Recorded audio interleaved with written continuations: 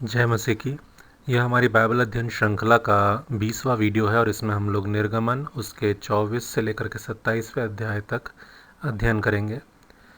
और इससे पहले कि हम लोग इस अध्ययन में जाएं, हम अपनी बाइबलों में इन अध्यायों को पढ़ें और परमेश्वर से प्रार्थना करें कि वह अपने आत्मा के द्वारा अपने इन वचनों के भेदों को हम पर प्रकट करे और उन्हें समझने के लिए हमें ज्ञान बुद्धि से परिपूर्ण करे। और हम इन वचनों पर मनन करते हुए इस अध्ययन में जाएंगे, जहाँ पर हम मूसा को यहोवा के द्वारा दिए गए दर्शन के बारे में देखेंगे, जिसमें उसे मिलाप वाला तंबू बनाने के लिए परमेश्वर के द्वारा निर्देश दिए गए। फिर निर्गमन 24 से 27 अध्याय के अंदर हम पढ़ेंगे कि किस प्रकार यहोवा और इजरायलियों के बीच वाचा बांधी गई, किस प्रकार मूसा को यहोवा ने सिना पर्वत पर बुलाया, किस प्रकार परमेश्वर ने पवित्र स्थान के बनाए जाने के लिए कौन कौन सी भेंटें लोगों से इकट्ठी करने के लिए कहा, और किस प्रकार वाचा का संदूक, पवित्र मेज, सोने की दीवट, मिलाप वाला तंबू, होम बलि की वेदी और निवास स्थान का आंगन बनाने के निर्देश मूसा को दिए गए। और आखिर में हम देखेंगे किस प्रकार मूसा को यह निर्देश दिया गया कि हारून और उसके पुत्र दीपक की देखरेख करें। पिछले अध्ययन में हमने देखा था कि किस प्रकार परमेश्वर ने मूसा को पर्वत पर अपने पास बुलाया, और जब मूसा उसके पास पर्वत की चोटी पर था तो परमेश्वर ने दोबारा उसको नीचे भेजा कि वह लोगों के पास जाकर उन्हें चेतावनी दे, कहीं ऐसा न हो कि वे बाड़ा तोड़ के यहोवा के पास देखने को घुसें और उनमें से बहुत से नष्ट हो जाएं। और जब मूसा लोगों के पास नीचे उतर आया, तब परमेश्वर ने अपनी आज्ञाएं और अपने नियम लोगों को कह सुनाए। अब लोग जो थे वे परमेश्वर के तेज को जलते हुए पहाड़ और धुएं के अंदर देख रहे थे, और साथ ही वे उसकी आवाज़ को गर्जन और बिजली और नरसिंगे के शब्दों के साथ सुन रहे थे। और जो इतनी भयंकर आवाज़ और जलता हुआ पर्वत वे देख रहे थे, तब काँप कर दूर खड़े हो गए और उन्होंने मूसा से कहा कि तू ही हमसे बातें कर, तब तो हम सुन सकेंगे, परंतु परमेश्वर हमसे बातें न करे, ऐसा न हो कि हम मर जाएं। और अब इस अध्याय के अंदर परमेश्वर फिर मूसा से कहता है कि तू हारून, नादाब, अबीहू और इजरायलियों के 70 पुरनियों समेत यहोवा के पास ऊपर आकर दूर से दंडवत करना। केवल मूसा यहोवा के समीप आए, परंतु वे समीप न आए और दूसरे लोग उसके संग ऊपर न चढ़े। तो परमेश्वर ने ऊपर जिनको बुलाया था वे 75 लोग थे। इसमें हारून और उसके 2 पुत्र नादाब, अबीहू, ये 3 हुए, और 70 इजरायलियों के पुरनिये थे। तो इस तरह से 73 लोग हुए, 73, और उनके साथ में मूसा और मूसा का सेवक यहोशू, तो टोटल 75 या 75 लोग थे जो ऊपर चढ़े। और इसमें भी सिर्फ मूसा को परमेश्वर के समीप आने की आज्ञा थी, बाकी सबको दूर से ही दर्शन करने के लिए परमेश्वर ने बुलाया था।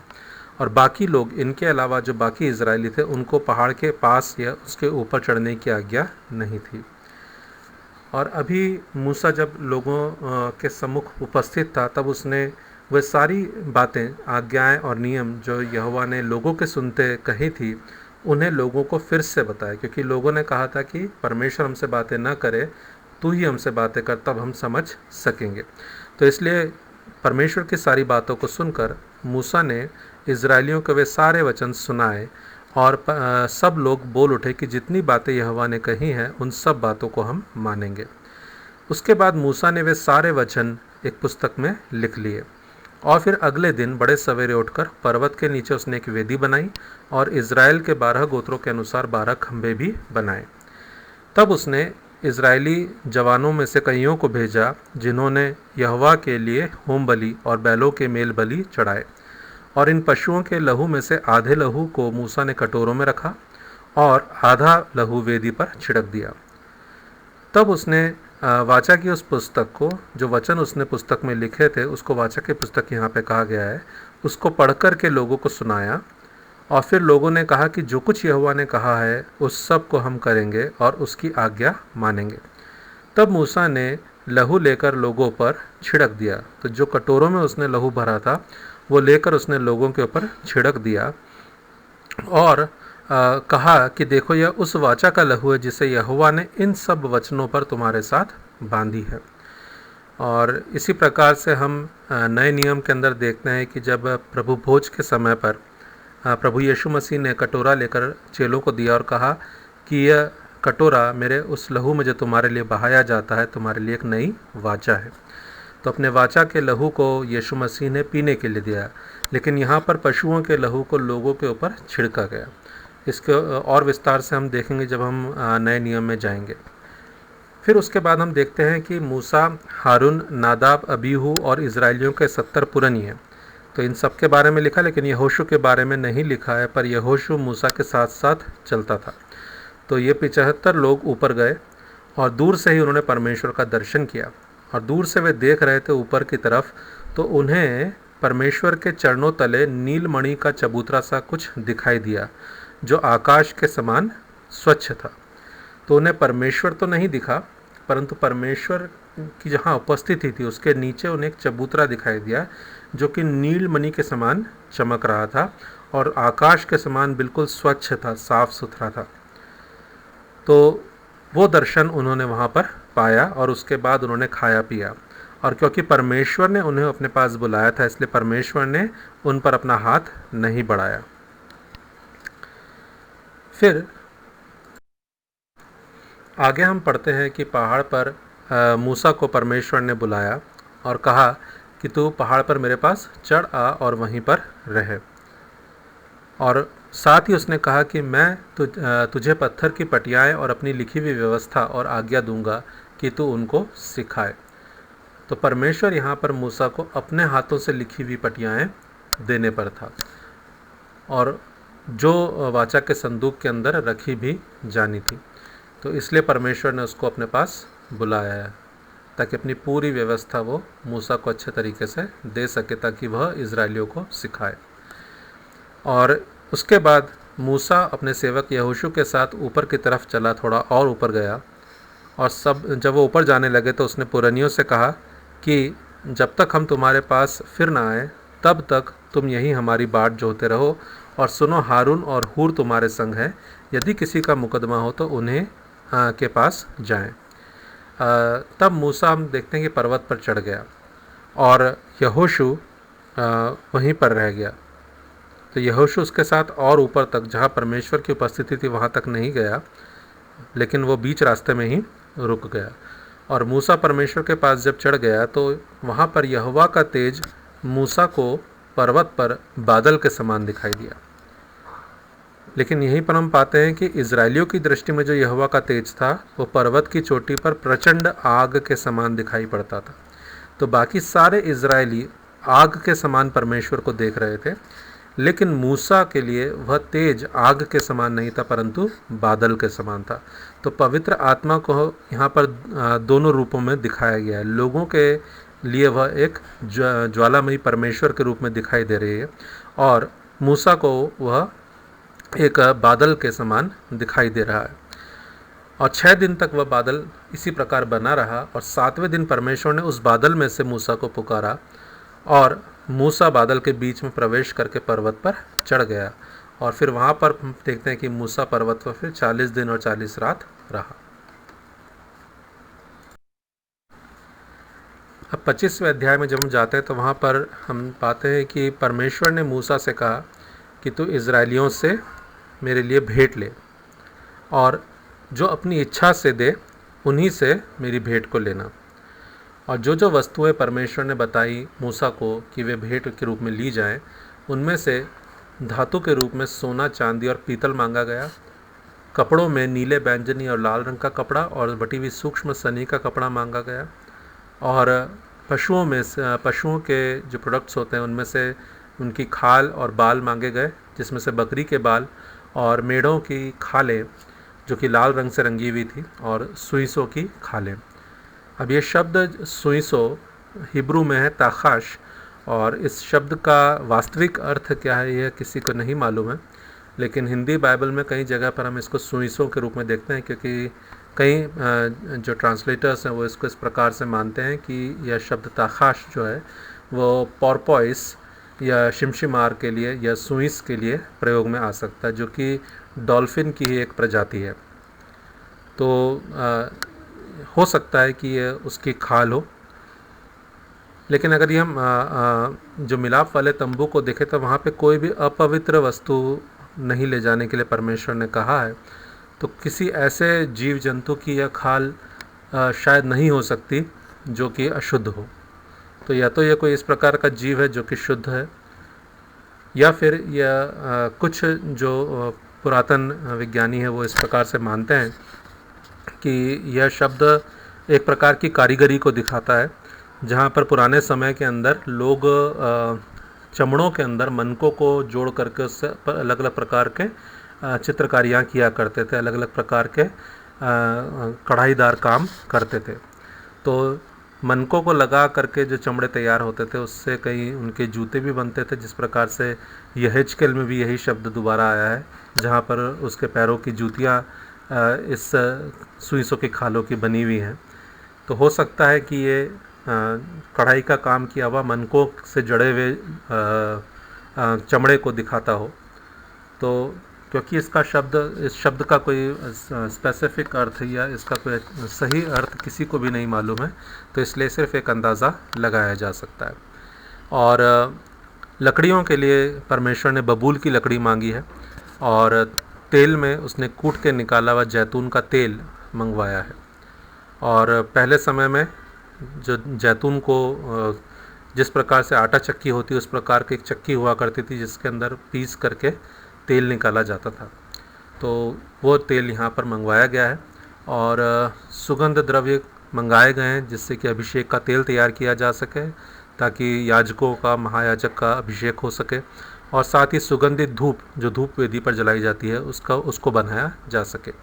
और फिर एपोद और चपरास के लिए सुलेमानी पत्थर और मणि भी परमेश्वर ने मंगवाए। अब सबसे पहला जो निर्माण कार्य था वह था वाचा के संदूक का, और परमेश्वर ने मूसा से कहा कि वाचा का एक संदूक बनाया जाए। ये संदूक लकड़ी का बनेगा, बबूल की लकड़ी का, और उसका जो आकार परमेश्वर ने बताया वह था 2.5 हाथ की उसकी लंबाई, 1.5 हाथ की चौड़ाई और 1.5 हाथ ही उसकी ऊंचाई। तो ये हाथों के माप से है, और एक हाथ लगभग 1.5 फीट के आसपास होता है। तो हम उसको उस प्रकार से मेजर को देख सकते हैं कितना उसका आकार रहा होगा। और इसको परमेश्वर ने कहा कि उसके पायों पर कड़े बनाए जाएं, और उसके लिए डंडे बनाए जाएं जिसके बल पर वो उठाया जाए, और इन सब चीज़ों को सोने से मढ़ा जाए, और जो डंडे हैं उनको भी सोने से मढ़ करके उन कड़ों में फंसा दिया जाए, और ये डंडे कभी उससे अलग न किए जाए। फिर उसने उस संदूक के ऊपर उसने एक बाड़ बनाने के लिए, सोने की एक बाड़ बनाने के लिए कहा, और उसके बाद उसने चोखे सोने का एक प्रायश्चित का ढकना बनवाया। अब ये ढकना जो था ये पूरा सोने का बना हुआ था, इसके बबूल की लकड़ी के ऊपर मड़वाया नहीं गया था, सोना मड़वाया नहीं था, परंतु पूरा के पूरा ढक्कन जो था वह सोने का बना हुआ था, और उसके ऊपर 2 करूब बने हुए थे, और वो दोनों करूब भी उस ढक्कन के साथ एक ही टुकड़े के बने हुए थे, उसके ऊपर जोड़े नहीं गए थे। तो एक ही टुकड़े से वो पूरा स्ट्रक्चर बनाया गया था, 2 करूब के साथ में प्रायश्चित का ढकना चोखे सोने का। और इस चोखे सोने का जो प्रायश्चित का ढकना था, इसकी लंबाई भी संदूक की लंबाई के समान 2.5 हाथ की थी, और इसकी चौड़ाई भी संदूक के समान 1.5 हाथ की थी। और इस संदूक को परमेश्वर ने अपने साक्षी पत्र को, जो उसके उंगली के द्वारा लिखी गई आज्ञाओं की पटियाएँ थी, उनको रखने के लिए परमेश्वर ने ये संदूक बनवाया था। फिर हम देखते हैं कि परमेश्वर कहता है कि बबूल की लकड़ी की एक मेज बनवाना, और उसकी लंबाई उसने 2 हाथ की बताई है, चौड़ाई 1 हाथ, और ऊंचाई संदूक के समान 1.5 हाथ की बताई है। फिर उसने कहा कि उसे चोखे सोने से मड़वाना, और उसके चारों ओर सोने की एक बाड़ बनवाना, और उसके चारों ओर 4 अंगुल चौड़ी एक पटरी बनवाना। तो एक उसके चारों ओर सोने की बाड़ है, और 4 अंगुल चौड़ी, मतलब लगभग 4 इंच चौड़ी सोने की एक पटरी है। और सोने के 4 कड़े बनवाकर मेज के उन चारों कोनों में लगवाना जो उसके चारों पायों में होंगे। वे कड़े पटरी के पास ही हो और डंडों के घरों का काम दे। फिर मेज उन्हीं के बल उठाई जाए। और डंडे जो हैं वे भी बबूल की लकड़ी के बनवाना है और उन्हें सोने से मढ़वाना है। और जितने भी बर्तन इस मेज के काम में आएंगे, जैसे कि परात, धूपदान, चमचे और उंडेलने के कटोरे, सब के सब चोखे सोने के बनवाए जाए। और ये मेज इसलिए बनवाई गई ताकि यहोवा के आगे भेंट की रोटियां नित्य रखी जा सके। फिर परमेश्वर ने मूसा से कहा कि चोखे सोने की एक दीवट बनवाना, सोना ढलवाकर वह दीवट पाए और डंडी सहित बनाई जाए। उसके पुष्पकोश, गांठ और फूल सब एक ही टुकड़े के बने और उसके किनारों से 6 डालियां निकले। 3 डालियां तो दीवट की एक ओर से और 3 डालियां उसके दूसरी ओर से निकली हुई हो। एक एक डाली में बादाम के फूल के समान 3-3 पुष्पकोश, एक एक गांठ और एक एक फूल हो। और दीवट से निकली हुई 6 डालियों का यही आकार या रूप हो। और दीवट की डंडियों में बादाम के फूल के समान 4 पुष्पकोश अपनी अपनी गांठ और फूल समेत हो। और दीवट से निकली हुई 6 डालियों में से 2-2 डालियों के नीचे एक एक गांठ हो।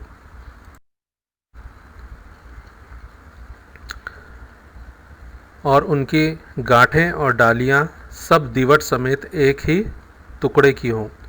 चोखा सोना ढलवाकर पूरी दीवट एक ही टुकड़े की बनवाई जाए। फिर उसने कहा कि 7 दीपक बनवाना और जब दीपक जलाए जाएं तो वे दीवट के सामने प्रकाश दें। साथ ही उसने कहा कि दीवट का जो सारा सामान है, जैसे गुलतराश और गुलदान, वे सब भी चोखे सोने के हों।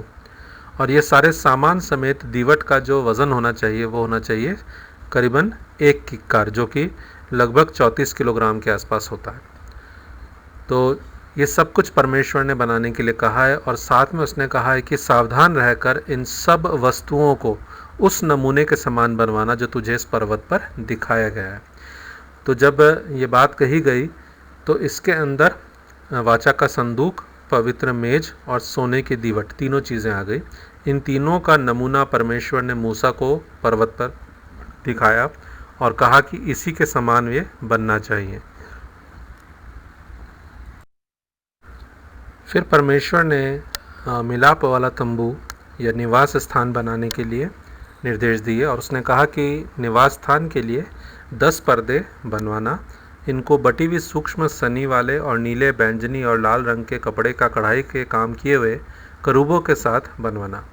एक एक पर्दे की लंबाई 28 हाथ और चौड़ाई 4 हाथ की हो। सब पर्दे एक ही नाप के हों और 5 पर्दे एक दूसरे से जुड़े हुए हों और फिर जो 5 पर्दे रहेंगे वे भी एक दूसरे से जुड़े हुए हों। फिर इन 5 पर्दों के जोड़ से जो चौड़े पर्दे बनेंगे वे 2 पर्दों को आपस में जोड़ने के लिए जहाँ पर इनका जोड़ होगा वहाँ पर उनकी दोनों छोरों पर नीले फंदे लगवाना है। और फिर जो दोनों चौड़े पर्दे होंगे उनके छोरों पर जो नीले फंदे बनाने हैं उनकी गिनती बताई गई कि 50-50 दोनों छोरों पर फंदे हों। और इन फंदों को आपस में जोड़ने के लिए 50 सोने के अंकड़े बनाए जाएं। और इन सोने के अंकड़ों से इन पर्दों को इन फंदों के माध्यम से इस प्रकार से जोड़ना है कि सब पर्दे मिल करके एक निवास स्थान बन जाए, मतलब एक ही पूरा पर्दा बन जाए। फिर परमेश्वर ने निवास के ऊपर तंबू का काम देने के लिए बकरी के बाल के 11 पर्दे बनवाने के लिए कहा और एक एक पर्दे की लंबाई 30 हाथ और चौड़ाई 4 हाथ की बताई गई। 11 पर्दे एक ही नाप के बनाने के लिए कहा गया और 5 पर्दे एक साथ जोड़ने के लिए और 6 पर्दे एक साथ जोड़ने के लिए कहा गया। इस प्रकार से 2 चौड़े पर्दे बन गए और जिस चौड़े पर्दे में 6 पर्दे आपस में जुड़े हुए थे उसको आगे के हिस्से में लगाने के लिए कहा गया और जो 6वां पर्दा है उसको द्वार की तरफ से ऊपर अपने आप के ऊपर मोड़ करके दोहरा करने के लिए कहा गया। फिर इन दोनों चौड़े पर्दों को आपस में जोड़ने के लिए उनकी दोनों छोरों पर फंदे अंकड़ों के रूप में बनाने के लिए कहा गया। दोनों छोरों पर 50-50 अंकड़े बनाने के लिए कहा गया और इन्हें आपस में जोड़ने के लिए पीतल के 50 अंकड़े बनाने के लिए कहा गया। और इनको जब आपस में जोड़ा जाए तो तंबू मिल करके एक हो जाए। इस प्रकार से परमेश्वर ने मूसा से कहा। फिर परमेश्वर ने कहा कि तंबू के पर्दों का जो लटका हुआ भाग होगा, अर्थात जो आधा पट रहेगा, वह निवास के पिछली ओर लटका रहे और तंबू के पर्दों की लंबाई में से हाथ भर इधर और हाथ भर उधर, मतलब उत्तर और दक्षिण की तरफ हाथ हाथ भर लटका रहे और निवास के ढाकने के लिए उसके दोनों ओर ये लटका हुआ रहना चाहिए। फिर तंबू के लिए लाल रंग से रंगी हुई मेढ़ों की खालों का एक ओढ़ना और फिर उसके भी ऊपर सुइसों की खालों का भी एक ओढ़ना बनवाना है। तो इस तरह से 4 यहाँ पर कवरिंग्स हो गई हैं। जो पहला एक पर्दा है वह कपड़े का बना हुआ है, सूक्ष्म सनी वाला और नीले, बैंगनी और लाल रंग वाला, जिसमें कढ़ाई का काम किया गया है।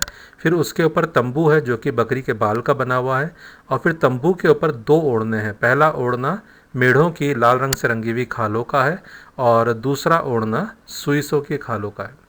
तो इस प्रकार से तंबू पूरा बनाया गया है। फिर निवास को खड़ा करने के लिए परमेश्वर ने कहा कि बबूल की लकड़ी के तख्ते बनवाए जाएं और हर तख्ते की लंबाई 10 हाथ और चौड़ाई 1.5 हाथ की हो और हर तख्ते के नीचे एक दूसरे से जुड़ी हुई 2 चूल्हे हों और इन चूल्हों को चांदी की कुर्सियों में फंसाया जा सके और तख्तों और उनके कड़ों को सोने से मढ़वाया जाए और एक एक तख्ते के नीचे 2-2 चांदी की कुर्सियां हों। उत्तर और दक्षिण के भाग के लिए 20-20 तख्ते और उनकी 40-40 कुर्सियां, अर्थात उत्तर के लिए 20 तख्ते और हर एक तख्ते के नीचे 2 चांदी की कुर्सियां, इसका मतलब 20 तख्तों के लिए 40 कुर्सियां। उसी प्रकार से दक्षिण के लिए भी 20 तख्ते और उनकी 40 चांदी की कुर्सियां। और पश्चिम के लिए परमेश्वर ने कहा कि जो पिछला भाग है उसके लिए 6 तख्ते बनेंगे और 2 तख्ते उनके कोने के लिए बनेंगे और ये 2 तख्ते जो अलग से बनेंगे ये नीचे से 2 भाग के हों और दोनों भाग ऊपर के सिरे तक एक एक कड़े से मिलाए जाए और दोनों तख्तों का यही रूप हो और ये दोनों कोनों के लिए होंगे ताकि निवास को एक ताकत मिल सके खड़े रहने के लिए। और हर एक तख्ते के नीचे 2-2 कुर्सियाँ रहेंगी तो 8 तख्ते हैं पीछे, इसका मतलब पीछे 16 कुर्सियाँ चांदी की बनेंगी। और फिर इन तख्तों को आपस में जोड़े रखने के लिए बबूल की लकड़ी के बेंडे बनवाने के लिए परमेश्वर ने कहा और हर एक साइड के लिए, मतलब उत्तर, दक्षिण और पश्चिम, हर एक साइड के लिए 5-5 बेंडे बनवाने के लिए कहा है। तो इसमें से 4 बेंडे जो ऊपर और नीचे लगेंगे वो आधे लंबाई तक पहुँचेंगे, आधी आधी लंबाई कवर करेंगे और जो बीच का एक बड़ा बेंडा होगा वो पूरी लंबाई के अंदर लगा हुआ होगा।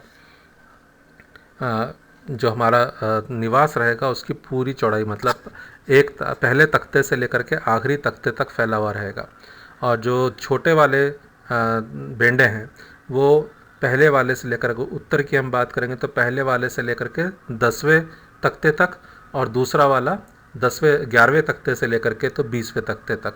इसी प्रकार से नीचे की तरफ भी 2 बेंडे रहेंगे, लेकिन जो बीच वाला बेंडा रहेगा वो पहले से लेकर के 20वें तख्ते तक रहेगा और दक्षिण में भी ऐसे ही रहेगा। और पश्चिम के अंदर जो ऊपर के 2 बेंडे रहेंगे वो 1 से लेकर के 3 और 4 से लेकर के 6 तख्तों तक फैले हुए रहेंगे और इसी प्रकार से नीचे भी 2 बेंडे रहेंगे और बीच वाला बेंडा 6 जो तख्ते हैं उनको स्पैन करेगा, उनकी चौड़ाई में फैला रहेगा। और फिर परमेश्वर ने यहाँ पर कहा है कि जैसा तुझे इस पर्वत पर दिखाया गया है, जो मिलाप वाला तंबू दिखाया गया है, उसी प्रकार से तू इसको बनवाना। फिर परमेश्वर ने मिलाप वाले तंबू के द्वार के लिए एक पर्दा और बीच वाले हिस्से के लिए भी एक पर्दा बनाने के लिए कहा और उसने कहा कि नीले, बैंगनी और लाल रंग के और बटी हुई सूक्ष्म सनी वाले कपड़े का एक बीच वाला पर्दा बनवाना और वह कढ़ाई के काम किए हुए करूबों के साथ बने और उसको सोने से मढ़े हुए बबूल के 4 खंभों पर लटकाना है और इन खंभों की अंकड़ियाँ सोने की हों और ये खंभे चांदी की 4 कुर्सियों पर खड़े रहें और बीच वाले 4 खंभों के लिए चांदी की कुर्सियाँ और द्वार वाले 5 खंभों के लिए पीतल की कुर्सियाँ बनाने के लिए परमेश्वर ने कहा है। बीच वाला पर्दा महापवित्र स्थान को पवित्र स्थान से अलग करेगा और पवित्र स्थान में बीच वाले पर्दे के आगे धूप वेदी, फिर उत्तर की ओर पवित्र मेज और दक्षिण की ओर दीवट रहेगी और महापवित्र स्थान में वाचा का संदूक रहेगा। फिर परमेश्वर ने होम बलि की वेदी बनाने के लिए कहा और उसने कहा कि वेदी को बबूल की लकड़ी की बनाना है। उसकी लंबाई 5 हाथ और चौड़ाई 5 हाथ अर्थात वह चौकोर बनाने के लिए कहा गया और उसकी ऊंचाई 3 हाथ की हो और उसके चारों कोनों पर 4 सींग बनवाना, वे उस समेत एक ही टुकड़े के हों और उसे पीतल से मढ़वाना और उसके राख उठाने के पात्र और फावड़ियाँ और कटोरे और कांटे और अंगीठियाँ बनवाना, इसका कुल सामान पीतल का बनवाना और उसके लिए पीतल की एक जाली की एक झंझरी बनवाना और उसके चारों सिरों में पीतल के 4 कड़े लगवाना और उस झंझरी को वेदी के चारों ओर की कंगनी के नीचे ऐसे लगवाना कि वह वेदी की ऊंचाई के मध्य तक पहुँचे और वेदी के लिए बबूल की लकड़ी के डंडे बनवाना और उन्हें पीतल से मढ़वाना और डंडे कड़ों में डाले जाएं कि जब जब वेदी उठाई जाए तब वे उसके दोनों किनारों पर लगे रहें और वेदी को तख्तों से खोखली बनवाना, जैसा कि वह पर्वत पर तुझे दिखाई गई है वैसी ही बनाई जाए। तो जो चीज़ें परमेश्वर बनवाना चाहता था उन सब का आकार उसने मूसा को पर्वत पर दिखाया और उससे कहा कि जैसा दिखाया गया है वैसा ही बनवाना।